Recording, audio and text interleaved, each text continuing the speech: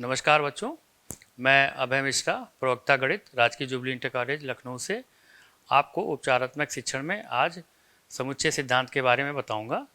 पिछले लेसन में हम लोगों ने पढ़ा था कि समुच्चय क्या होता है और समुच्चय के बारे में, उसकी प्रॉपर्टीज़ के बारे में जाना था और उससे आगे हम लोग पढ़ना सीखेंगे। तो अगर हम लोग पिछले अध्याय का ध्यान दें तो समुच्चय को हम लोगों ने पढ़ा था। समुच्चय की परिभाषा थी वस्तुओं के सुपरिभाषित वेल डिफाइंड संग्रह को समुच्चय कहते हैं। जैसे कोई सेट अगर हमने लिख दिया A बराबर 1 2 3 4 5, तो यहाँ पे हम बता सकते हैं कि 1 इसमें शामिल है, 2 भी शामिल है, 3 भी शामिल है और 4 भी और 5 भी। लेकिन अगर हम 6 कहें तो 6 इसमें शामिल नहीं है। तो इसका मतलब ए हमारा वेल डिफाइंड है या सुपरिभाषित है, तो इसको हम समुच्चय कहेंगे। तो आगे हम लोग इसके पढ़ेंगे। समुच्चय के बाद उप समुच्चय क्या होता है। यदि हमने कोई सेट लिख लिया ए बराबर 1 2 3 4 5, पहली बात तो आप लोग ये समझ लीजिए कि जो भी उप समुच्चय बनेंगे वो ए के एलिमेंट से बनेंगे। जैसे हमने मान लीजिए 1 2 लिखा, तो आप देखिए 1 भी इसमें है और 2 भी इसमें है, तो ये कोई सेट बन गया, ये हो गया एक उप समुच्चय। अगर हम तीसरा मान लीजिए सी लिख लें 1 2 3, ये भी आप देखिए ए से बन रहे हैं, तो सी के सारे एलिमेंट ए में हैं, तो सी भी इसका उप समुच्चय होगा। अगर हम इसको लिखना चाहें तो इस सिंबल से लिखते हैं बी इज सबसेट ऑफ ए, इसको सबसेट कहते हैं, और या सी इज सबसेट ऑफ ए, और ए को हम कहते हैं सुपर सेट, सुपर सेट कहते हैं, और बी होता है ये सबसेट होता है। इस प्रकार हम ये उदाहरण देख लेते हैं। जैसे आपके विद्यालय में सभी विद्यार्थियों का समुच्चय, जितने बच्चे आपके स्कूल में होंगे उन सबका अगर हम सेट ले लें और आपकी क्लास में जो बच्चे हैं उनका सेट ले लें, तो आपकी जो क्लास के बच्चे हैं वो आपकी विद्यालय के भी बच्चे हैं, तो आपकी क्लास के बच्चों का जो सेट होगा वो आपके विद्यालय के बच्चों का सबसेट होगा। इसी तरह एक हमने ये उदाहरण लिया है ए बराबर 1 2 3 है एक सबसेट, और दूसरा है बी 1 2 3 4 5 6 7। आप देखिए ए में 1 है जो कि बी में भी है, 2 है ये भी बी में है, 3 है ये भी बी में है, 4 है ये भी बी में है। तो इसका मतलब ए जो सेट बन रहा है वो बी के एलिमेंट से बन रहा है, तो ए यहाँ पे सबसेट होगा बी का, क्योंकि ए के सारे एलिमेंट बी में हैं। अब आगे चलते हैं।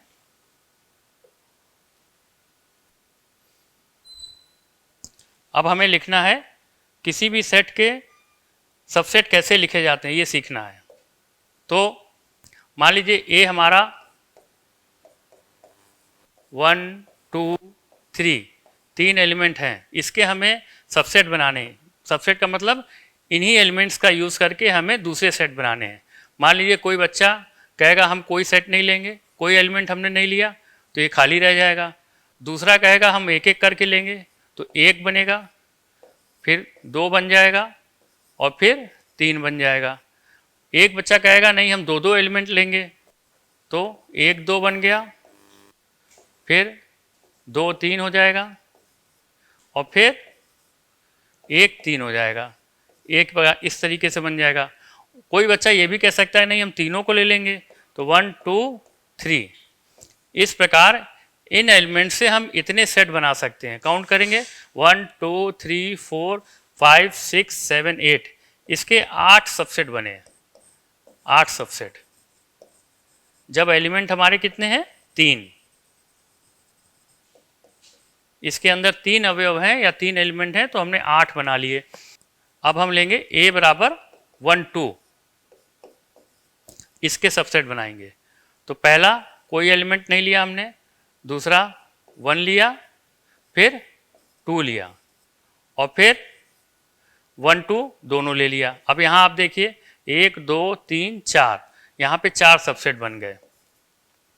तो 3 एलिमेंट थे तो 8 बने और 2 एलिमेंट हैं तो 4 बने। इस प्रकार और अगर हम करेंगे तो हमें ये समझ में आएगा कि जो टोटल सबसेट बनते हैं, अगर n एलिमेंट हैं तो नंबर ऑफ सबसेट कितने होते हैं, 2 की पावर n सबसेट होते हैं। किसी सेट में अगर n एलिमेंट हैं तो उसके सबसेट 2 की पावर n होंगे, ये आपको याद रखना पड़ेगा।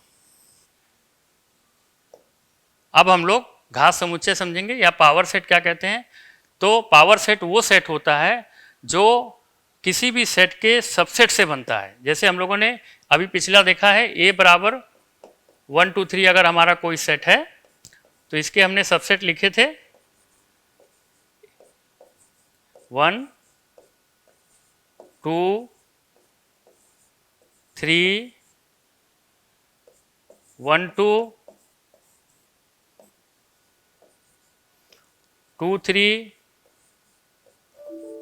1 3 और 1 2 3। यहाँ पे आप देखिए 1 2 3 4 5 6 7 8 सबसेट होते हैं, पिछली बार भी हम लोगों ने पढ़ा है। तो ये जो पावर सेट होगा इसको इससे लिखते हैं P पावर सेट ऑफ ए, और चूंकि सेट है तो हम यहाँ पे कर्ली ब्रैकेट लगाएंगे। ये हमारा पावर सेट हो गया जो कि सबसेट से बना है। ए के सबसेट से बने हुए सेट को पावर सेट ऑफ ए कहते हैं। इसमें भी जितने इसके सबसेट हैं 2 की पावर n सबसेट्स होते हैं, इसमें भी उसके 2 की पावर n एलिमेंट होंगे, यानी इसका कार्डिनल नंबर हमारा होगा 2 की पावर n। और अब वेन डायग्राम हम देखते हैं। वेन डायग्राम क्या होता है, यदि कोई यूनिवर्सल सेट है तो उसको हम आयत से बनाते हैं, इसको यूं लिख दिया जाता है, और जो अंदर उसके सेट होते हैं या सबसेट होते हैं उसको सर्कल से बना देते हैं। यहाँ पे U है 1 2 3 4 5 6 7 और A है 1 2 3। तो ये अगर ये A है तो इसमें हम 1 2 3 लिख दें, और फिर बचेगा क्या 4 5 6 7, ये यहाँ पे हम लिख देंगे 4 5 और 6 7। ये वेन डायग्राम में इसका बहुत यूज़ होता है समुच्चय की प्रॉब्लम को सॉल्व करने के लिए, इसको हम आगे देखेंगे। अब हम लोग पढ़ेंगे यूनियन ऑफ सेट या समुच्चयों का सम्मिलन। समुच्चयों का सम्मिलन साधारण शब्दों में समझें तो समुच्चयों का जोड़ होता है, लेकिन कैसे होता है ये हम देखते हैं। यूनियन को हम यूं लिखते हैं U, तो A यूनियन B अगर हमें यहाँ लिखना है तो मान लीजिए A कोई सेट है 1 2 3 और B है 2 3 x y, तो A यूनियन B हम लिखेंगे तो पहले A के सारे एलिमेंट लिखेंगे 1 2 3 और फिर B के एलिमेंट लिखेंगे। B के एलिमेंट क्या है 2 3 x y। लेकिन आपको मालूम है हमने पढ़ा था कि जब भी हम सेट लिखते हैं तो कोई भी एलिमेंट हम रिपीट नहीं करते। यहाँ पे 2 3 2 बार लिख रहा है तो इसको एक बार लिखेंगे, तो हमारा क्या हो जाएगा ये 1 2 3 2 3 हट गया x y, ये हमारा यूनियन हो गया। यहाँ पे देख लें क्या यूनियन होगा, सारे एलिमेंट लिख देने हैं A और B के, और जो रिपीट एलिमेंट है उनको केवल एक बार लिखना है। तो A क्या है 1 2 3 4 5 6 7, 1 2 3 4 5 6 7, और B में 6 7 यहाँ भी है 6 7 यहाँ है, तो इसको छोड़ देंगे, इसको नहीं लिखना है क्योंकि ये यहाँ पे लिखा हुआ है। फिर लिखेंगे 8 9 और 10, ये हमारा A यूनियन B हो गया। एक और उदाहरण है नीचे A E I O U, तो A union B, A E I O U। अब यहाँ देखिए A इसमें भी है तो नहीं लिखना है, I भी है यहाँ पे, इसको भी नहीं लिखेंगे, U भी है यहाँ, इसको भी नहीं लिखेंगे। तो हमारा A यूनियन B क्या हो गया A E I O U। यहाँ पे एक चीज़ ध्यान दीजिए, यहाँ B जो है वो A का सबसेट है क्योंकि B के सारे एलिमेंट A में हैं। अगर यहाँ पे ये ध्यान देना है कि अगर B A का सबसेट हो तो A union B is equal to A। यहाँ पे देखिए ये A हमें मिल गया है, तो ये इंपॉर्टेंट प्रॉपर्टी है, इसको याद रखना है। अब इसको अगर हम वेन डायग्राम से समझ लें थोड़ा सा तो और समझ में आ जाएगा। जैसे ये है, ये कोई यूनिवर्सल सेट है, A आपका है ये और B है ये।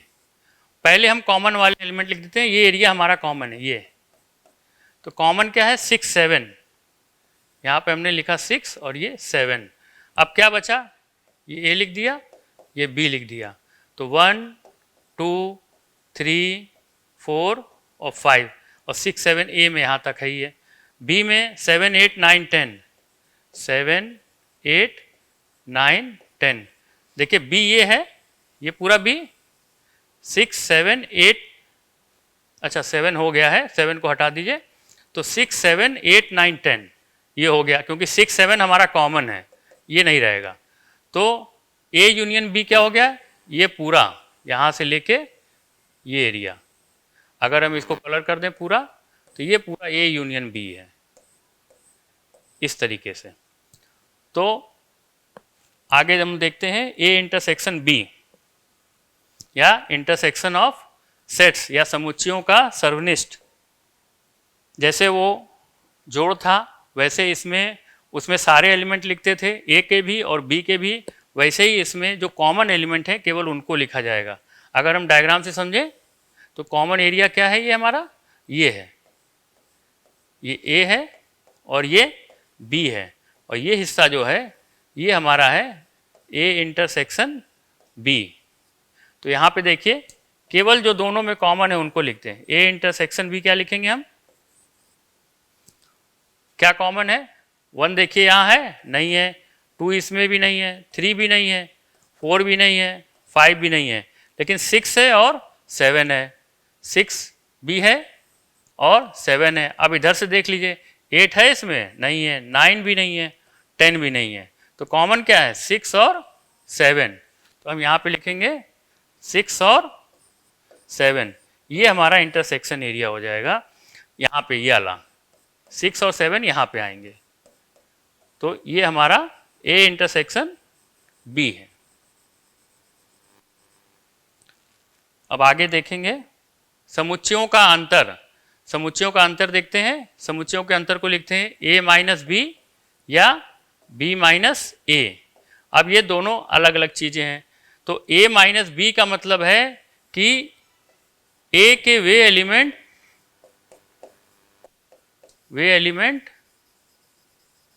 जो बी में नहीं है, और बी माइनस ए का मतलब है बी के वे एलिमेंट जो ए में नहीं है। तो अब यहां देखें ए के कौन से एलिमेंट हैं जो बी में नहीं है। अब आप ध्यान दीजिएगा 1 यहां पे नहीं दिख रहा तो 1 आ जाएगा, 2 दिख रहा है, नहीं दिख रहा है तो 2 भी आ जाएगा, 3 भी नहीं दिख रहा है, 3 को भी ले लेंगे, 4 को भी ले लेंगे, 4 भी नहीं है, 5 भी नहीं है, लेकिन 6 और 7 है, तो ए माइनस बी क्या हो जाएगा, ए के वे एलिमेंट जो बी में नहीं है, ये लेंगे 1 2 3 4 5, तो 1 2 3 4 5, तो ये 1 2 3 4 5 यहाँ नहीं है, तो ए के वे एलिमेंट जो बी में नहीं है वो ए माइनस बी हो गए। इसी तरह बी माइनस ए लिखेंगे, यहां हमें क्या लिखना है, बी के वे एलिमेंट जो ए में नहीं है, तो बी का कौन कौन सा एलिमेंट नहीं है भाई, 6 है तो ये नहीं होगा, 7 भी है ये भी नहीं होगा, 8 नहीं है, 9 भी नहीं है और 10 भी नहीं है, तो बी माइनस ए क्या हो जाएगा, 8 9 और 10। तो बी के वे एलिमेंट जो ए में नहीं है बी माइनस ए हो गया, और ए के वे एलिमेंट जो बी में नहीं है ए माइनस बी हो गया। इसको अगर हम वेन डायग्राम से समझें तो ऐसे समझिए, ये ए है ये बी है। अब आप देखिए ए का कौन सा पोर्शन बी में है, ये वाला, ये इंटरसेक्शन वाला, और कौन सा नहीं है, तो ये हो गया आपका ये पोर्शन बी में नहीं है,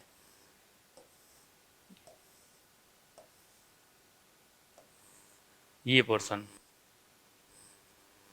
तो ये हो गया आपका ए माइनस बी। इसी तरह बी माइनस ए लिखना हो तो बी का कौन सा पोर्शन ए में नहीं है,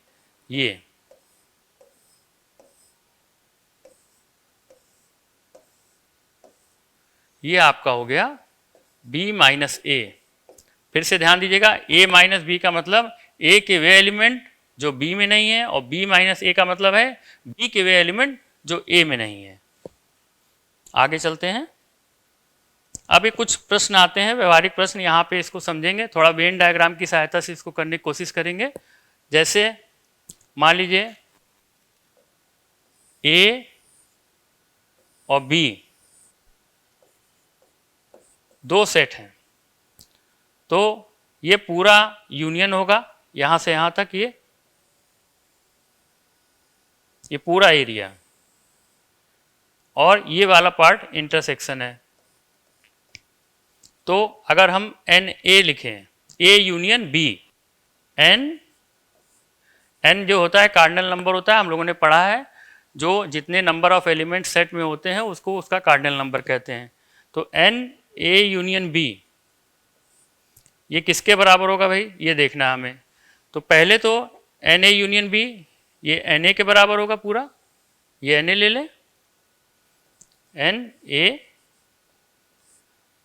प्लस, और ये पूरा एन बी है, लेकिन ये हिस्सा जो है ए इंटरसेक्शन बी है, ए इंटरसेक्शन बी।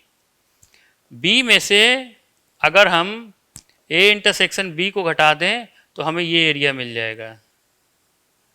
एन ए हम जोड़ चुके हैं, ये एरिया हमें जोड़ना है, तो ये हो जाएगा n B minus n A intersection B. तो ये फार्मूला बहुत इंपॉर्टेंट है, इसका हम लोग उपयोग करते हैं क्वेश्चंस को हल करने में। N A union B is equal to n A plus n B minus n A intersection B. याद करने की आसानी के लिए आप ऐसे लिख सकते हैं, यूनियन और इंटरसेक्शन एक साथ कर लीजिए, n A union B plus n A intersection B is equal to n A plus n B. आप इसको, ये माइनस है, अगर इधर ले आएंगे तो ये प्लस हो जाएगा। तो याद करने की आसानी के लिए इसको ऐसे कर सकते हैं, वैसे ऐसे भी याद करें तो ज़्यादा अच्छा है। अब हम लोग क्वेश्चंस करेंगे। एक विद्यालय में 20 अध्यापक हैं जो गणित या भौतिकी पढ़ाते हैं। इनमें से 12 अध्यापक गणित पढ़ाते हैं और 4 गणित और भौतिकी दोनों पढ़ाते हैं। कितने अध्यापक भौतिकी पढ़ाते हैं? तो आप ध्यान दीजिए, ए यूनियन बी का मतलब क्या होता है? या तो ए में हो कोई एलिमेंट या फिर बी में हो, और ए इंटरसेक्शन बी, ए और बी दोनों में होना चाहिए, ए और बी दोनों में। तो जहां पे या आ जाए वहां का या का मतलब फिर यूनियन हो जाता है, और आता है तो इंटरसेक्शन हो जाता है। इस चीज को ध्यान रखिएगा। अब हम लोग क्वेश्चन करते हैं। विद्यालय में 20 अध्यापक हैं जो गणित या भौतिकी पढ़ाते हैं। या आ गया, मैथ को एम से कर लेते हैं और फिजिक्स को पी से कर लेते हैं। तो पी यूनियन एम कितना दे रहा है? ये 20। या आ गया ना, गणित पढ़ाएं या भौतिकी पढ़ाएं, गणित पढ़ाएं या भौतिकी पढ़ाएं, तो एन पी यूनियन एम 20 हो गया। 12 गणित पढ़ाते हैं तो एन मैथ पढ़ाने वाले कितने हैं? 12। और 4 गणित और भौतिकी दोनों पढ़ाते हैं। यहां देखिए और आ गया, तो क्या होगा यहाँ पे? एन पी इंटरसेक्शन एम कितने हो गए? 4। कितने अध्यापक भौतिकी पढ़ाते हैं? तो हमें पूछ रहा है एन पी यानी फिजिक्स पढ़ाने वाले कितने अध्यापक हैं। फार्मूला हमारे पास है एन पी यूनियन एम बराबर n P plus n M minus n P intersection M. यहाँ वैल्यू रख दीजिए आप लोग। तो पी यूनियन एम दिया है 20,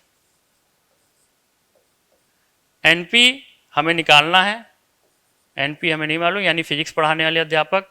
मैथ्स वाले दिए हुए उन्होंने 12, और माइनस करना है जो दोनों पढ़ाते हैं 4। तो देखिए 12 में से 4 गए 8, तो ये हो गया 20 बराबर एन पी माइनस प्लस 8, 12 में से 4 गया 8, प्लस 8 हो गया, ये 8 उधर जाएगा तो माइनस हो जाएगा, तो NP आ जाएगा आपका 20 माइनस 8 12। इसका मतलब है कि फिजिक्स पढ़ाने वाले 12 अध्यापक हैं। इस फार्मूले से हम लोग इसको कैलकुलेट कर लेंगे।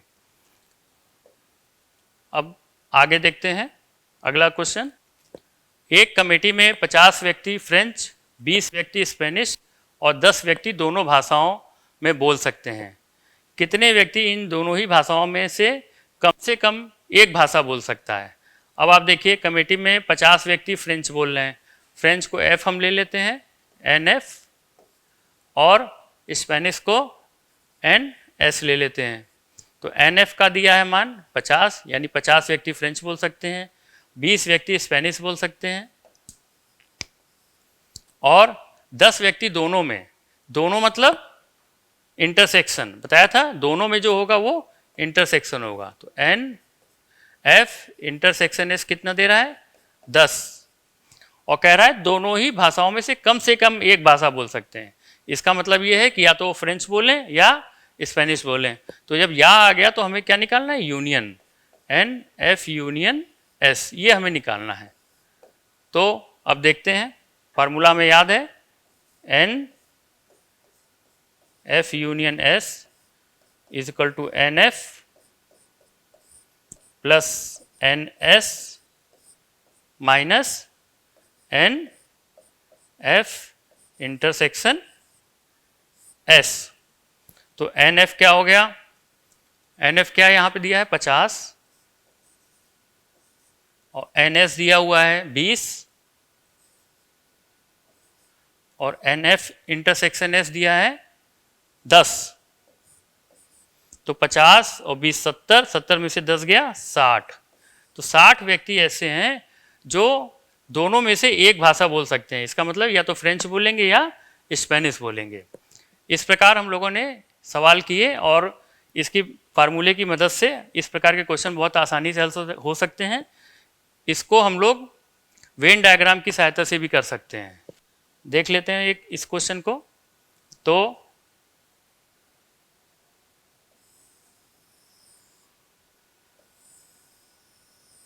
ये मान लीजिए फ्रेंच है और ये स्पेनिश है।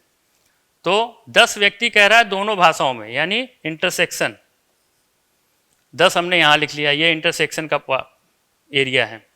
अब कह रहे हैं 50 व्यक्ति फ्रेंच बोल सकते हैं। तो अगर ये 50 फ्रेंच बोल सकते हैं तो यहाँ 10 हो गए, तो 10 में से कितने बचे अब हमारे पास? 40, 40 और 10 50 फ्रेंच हो गए। अब 20 व्यक्ति स्पेनिश बोल सकते हैं, तो 20 में हम यहाँ 10 व्यक्ति लिख चुके हैं, तो बचा कितना? 10।